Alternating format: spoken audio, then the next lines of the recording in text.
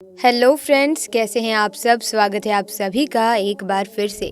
दोस्तों, हिंदी सिनेमा में कितने ही ऐसे धारावाहिक बनाए हैं जो कि पूरी घटनाओं पर आधारित हैं, लेकिन कम ही ऐसे धारावाहिक थे जो कि पौराणिक कथा को दर्शकों तक पहुंचाने में कामयाब रहे। भारत की जन्मभूमि ने एक ऐसे महाभारत के युद्ध की अनुभूति की है जिसके साक्ष्य आज भी हमारे ग्रंथों में मौजूद है। महाभारत एक ऐसा धर्म युद्ध है जिसने धर्म के युद्ध की राजनीति की और रिश्तों की परिभाषा को ही बदल दिया।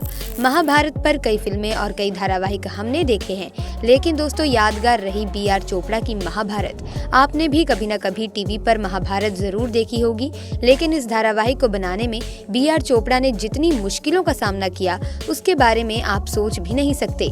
जैसे कि भीष्म पितामह को बाणों की शैया पर लेटाना हो या फिर द्रौपदी की साड़ी का चीर हरण करना हो। आज की इस वीडियो में हम आपको डिटेल में महाभारत धारावाहिक की शूटिंग से जुड़ी कुछ ऐसी जानकारी देने वाले हैं जिसके बारे में आपने शायद पहले कभी नहीं सुना होगा। तो बनी रहिए दोस्तों वीडियो में एंड तक हमारे साथ, क्योंकि दोस्तों आज की ये वीडियो काफी इंटरेस्टिंग होने वाली है। लेकिन उससे पहले अगर आपने अभी तक हमारे चैनल को सब्सक्राइब नहीं किया तो जल्दी से सब्सक्राइब कर लीजिए और साथ वाली घंटी को प्रेस करना बिल्कुल ना भूलें। दोस्तों, महाभारत को बनाने का फैसला जब बी.आर. चोपड़ा ने लिया तो वो जानते थे कि जिस तरह का धारावाहिक को वो बनाना चाहते हैं उसमें बहुत सी मुश्किलें आने वाली हैं। उस जमाने में ऐसे धारावाहिक को बनाना जिसकी रूपरेखा सदियों साल पुरानी थी, उसी वातावरण को दोबारा से स्थापित करना उस दौर में एक बड़ी चुनौती थी। महाभारत में स्पेशल एडिट के लिए कुछ तरह के मैकेनिकल तो कुछ तरह के टेक्निकल तरीकों का इस्तेमाल किया गया। दोस्तों, मैकेनिकल यानी कि जिसमें टेक्नोलॉजी को इस्तेमाल किए बिना शूट किया जाता है, और टेक्निकल जिसमें क्रोमा जैसे इफेक्ट का इस्तेमाल किया जाए। क्रोमा इफेक्ट में आजकल ग्रीन स्क्रीन का इस्तेमाल किया जाता है, जो कि आजकल बहुत ही आम बात है।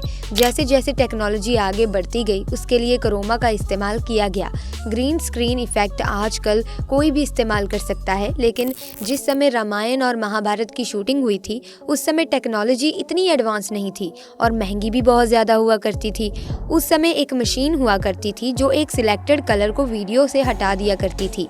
उस समय ग्रीन कलर का इस्तेमाल ना करके ब्लू कलर का इस्तेमाल किया जाता था, लेकिन दोस्तों उसमें भी बड़ा खर्चा है और ऊपर से बहुत बड़ा टीम वर्क चाहिए था।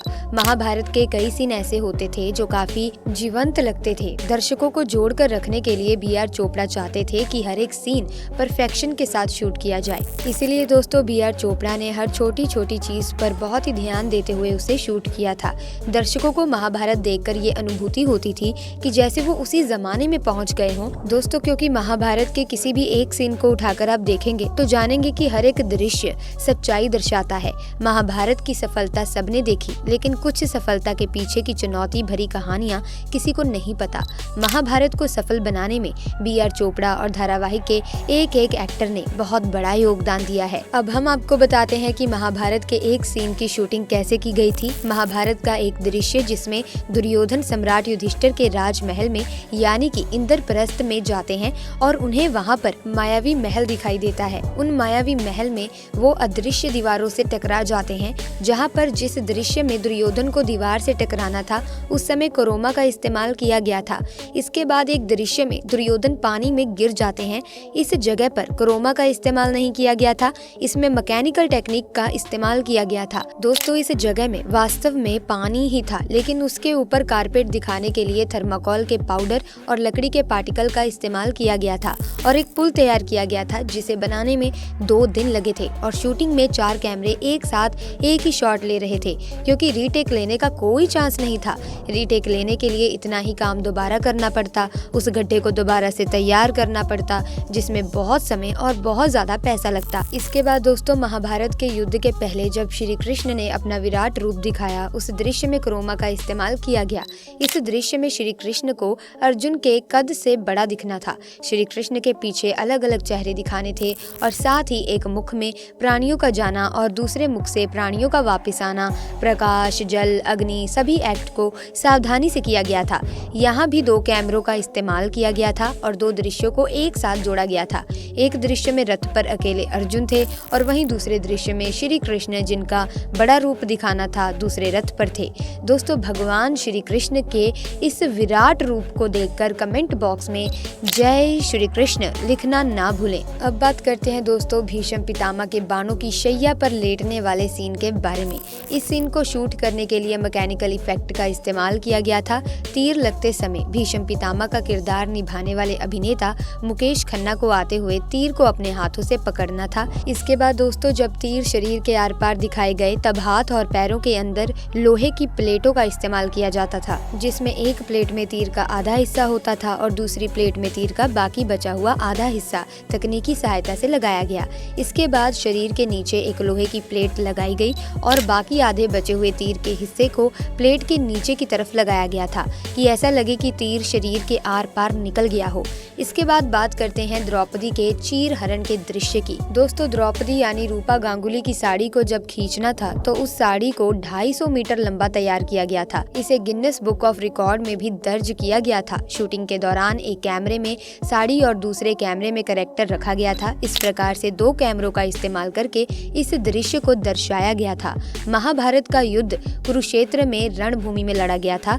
महाभारत का युद्ध 18 दिनों तक चला था और इस युद्ध में पांडवों ने कौरवों पर विजय हासिल की थी। लेकिन दोस्तों क्या आप जानते हैं कि शो के वॉर की शूटिंग कैसे हुई थी?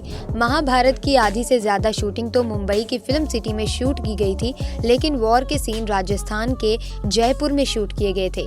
बी.आर. चोपड़ा की टीम एक ऐसी जगह चाहती थी जहां पर बिजली के खंभे ना हो, क्योंकि महाभारत के समय में ये सब नहीं होता था और उन्हें जयपुर के पास एक ऐसी जगह आखिर मिल ही गई थी।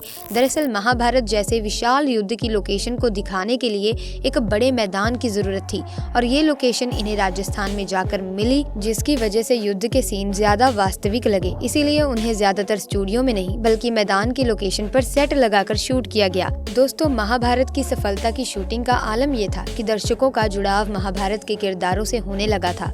महाभारत में युधिष्ठिर का किरदार निभाने वाले गजेंद्र सिंह को एक आदमी ने उस वक्त रोक लिया जब उनके पिताजी एम्बुलेंस में बीमारी की हालत में पड़े थे। उस शख्स ने गजेंद्र से कहा कि अगर वो उनके पिताजी के सर पर हाथ रख देंगे तो उनके पिताजी ठीक हो जाएंगे।